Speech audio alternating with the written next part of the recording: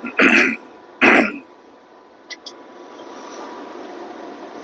right, welcome.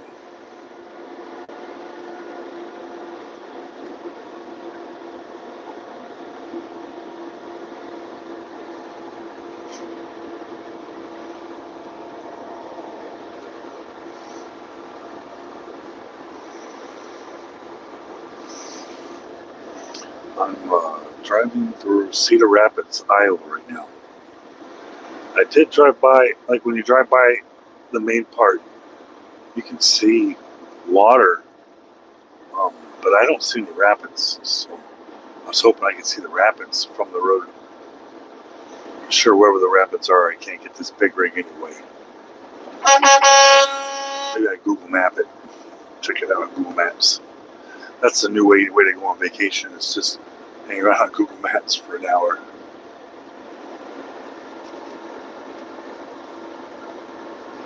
Oh boy, a six-pack.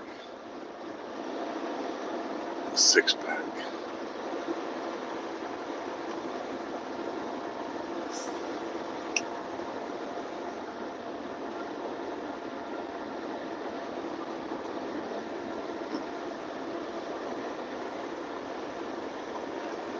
Yeah, I'm headed to Kentucky right now.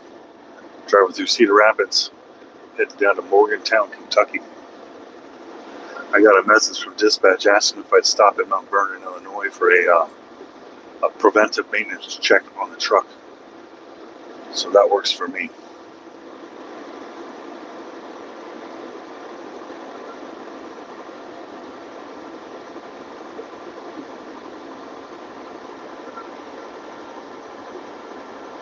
Hey, thanks, Kidar.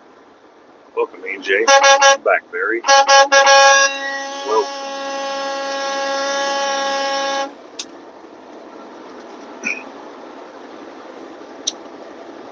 All right. It's an exciting day today. Oh, we just broke 75,000 subscribers. Did you see that? I know no one watches it like I do. We just broke it like at the beginning of this stream almost, or just before. Just hit 75,000 subscribers. Hopefully, hopefully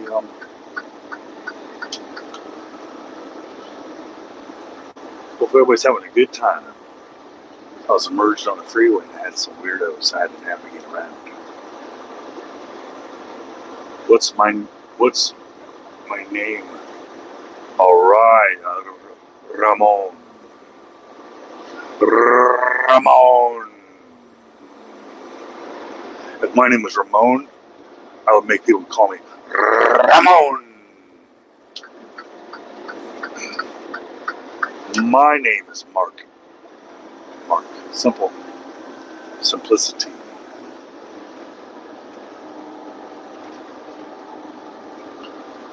Ramon.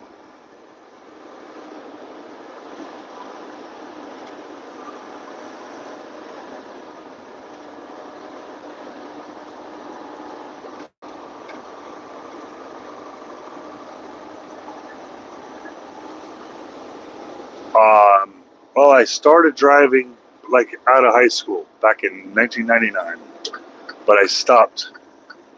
I stopped for most of my life. I recently had to get back in the truck to feed the family. Once this inflation went up real bad with the interest rates and stuff, I decided to protect my family. I would jump back in the truck to supplement the income. So I kind of drove the whole time, or had driven. So I'm not new to driving, but no, I have not. When I had my first son, I was not a truck driver. I had my CDL still, but that's only because I never got rid of it.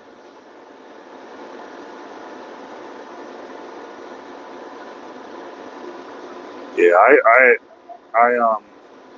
my mortgage doubled, my credit cards doubled, everything doubled. About halfway through last year. So I decided to protect my investments, protect my family from more inflation, which is supposed to come. I decided to jump in the truck, and I brought in two people that to help me with my websites. stuff like that. I'm not sure how to answer it, but I hope that was the answer, or I hope that was an answer. All right,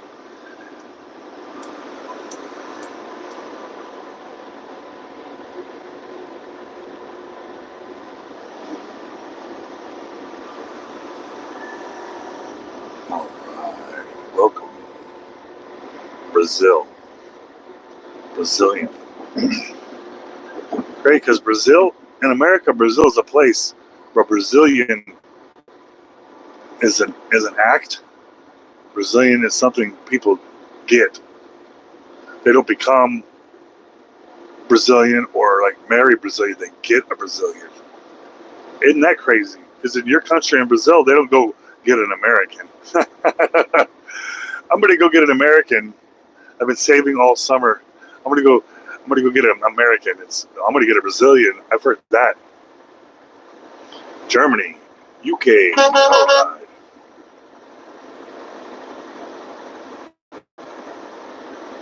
Yeah, everything went up. Like my businesses that I had were growing, but they were getting destroyed by this inflation. Because I'm just trying to feed my family out of my little businesses I started, and then this inflation hit. My mortgage, I had like 20 credit cards. Everything just went through the freaking roof, and it was getting stupid. It was getting stupid for me to fight the inevitable. Jumping out in the truck, and then when I jumped back in the truck last year in October, I decided I would document the whole thing, and I started this channel the same day they hired me at this company.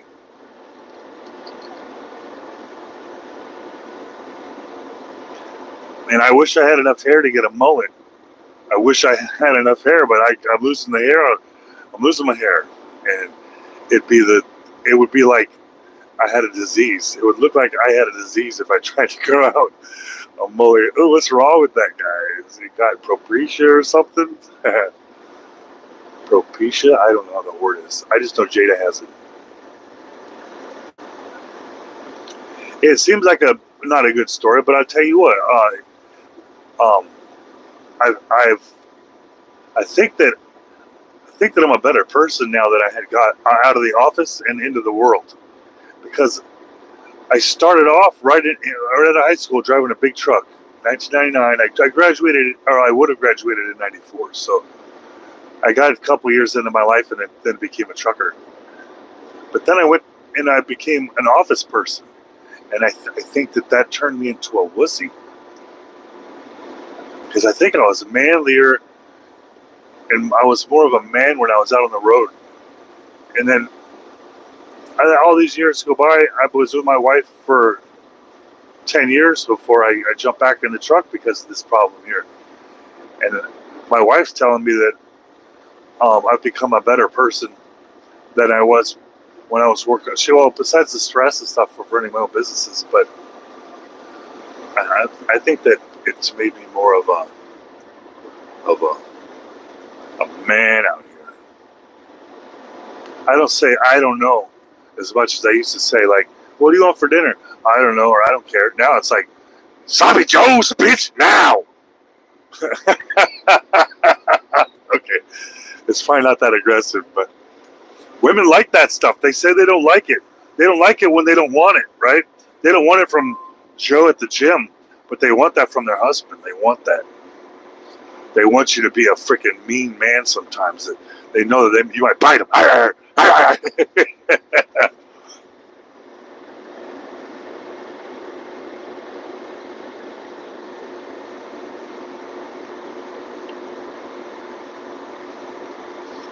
Hey, man, when I got out of high school, I wanted to be a business owner, and I started some software business, and I didn't know what I was doing, so it was really good and then really bad, and it wasn't consistent. So, yeah, my brother was a truck driver. He's like, get your CDL. That way, when times get tough, you just jump in the truck. And I did. Times were tough. I jumped in the truck, and then I quit that job because my business was taking off. And then, 10 years go by. I'm like, oh, wow. Doing great. But yeah, I think the desk jobs, they they take your manhood away from you because you're not around a bunch of men. You're usually around a bunch of women. There's nothing wrong with women, but if you're not being pumped up and fed around you by testosterone-filled toxic masculinity, then you're getting fed by the opposite, and that's not good for men.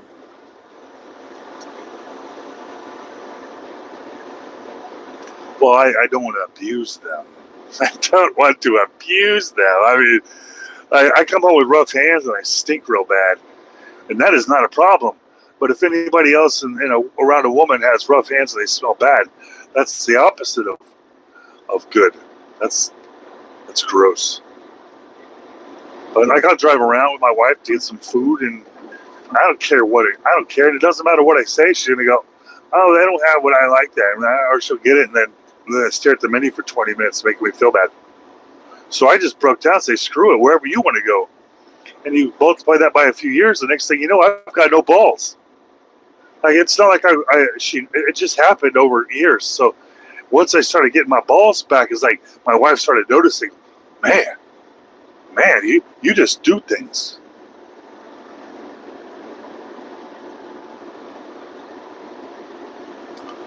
Yeah.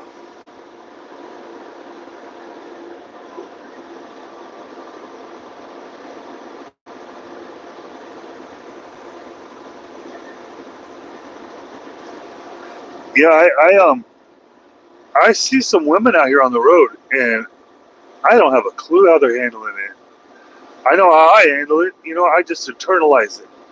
But like I said, I got a lot of things to keep me busy though. I got websites that I built and run, and I got people that I have managing them while I'm out on the road, and I got a wife, and I got a kid, or 10 and a 12-year-old. I got the social media. Plus, this is YouTube. I also have a lot of social media on Facebook.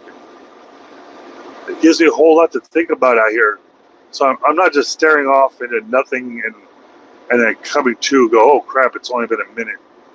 It's one of those things where I got a lot going on in my head, and I'm always racing to get home so I can handle everything, because I can't really handle everything out here on the road.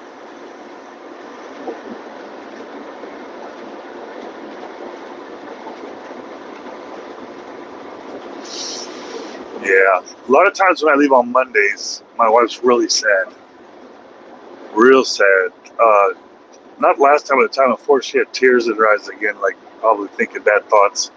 Women get in their head, and they start allowing their thoughts to control their emotions, and that's when it gets dangerous.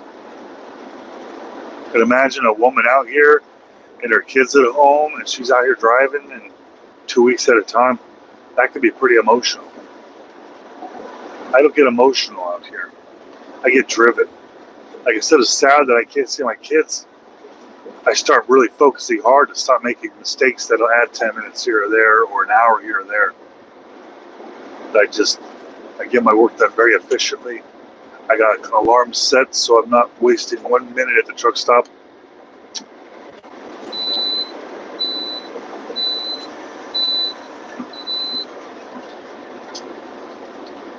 Yeah, I do. I get to see a lot of nice sunrises and sunsets out here. I drive east and west a lot. Luckily, I drive kind of north and south at the same time, so it's not in my face. It's rough when I was driving the 80 every day. That stuff gets in your face, and there's no hiding from the sun. There's none. I can't put the visor down. It's a nightmare sometimes.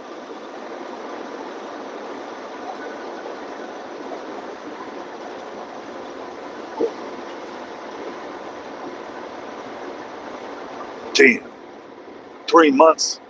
Yeah, that doesn't seem scary, but I got 2 young kids at home. That would scare the shit out of them. They grow so fast. They grow so fast. They grow even just coming home once a week on my reset. Like, I come home just for my 36 hours, then I leave. And every time I show up, they're growing up quick.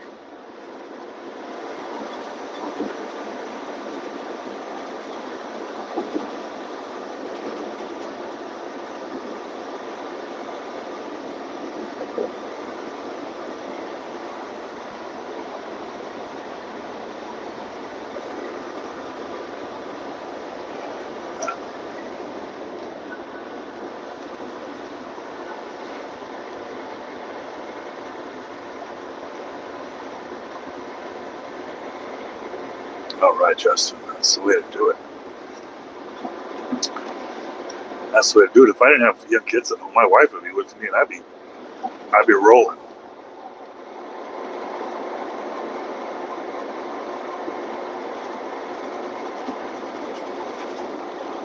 Yeah.